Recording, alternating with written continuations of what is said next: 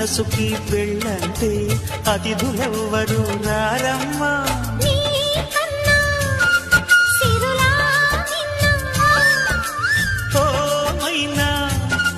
మన మనోను మెచ్చిన మనసులు పెట్టిన సుముహూర్తం ఇది.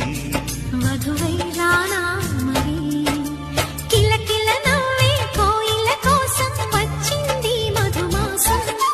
మిలమిల మెరిసే చంద్రుడి కోసం తెర తీసెను సాయంత్రం.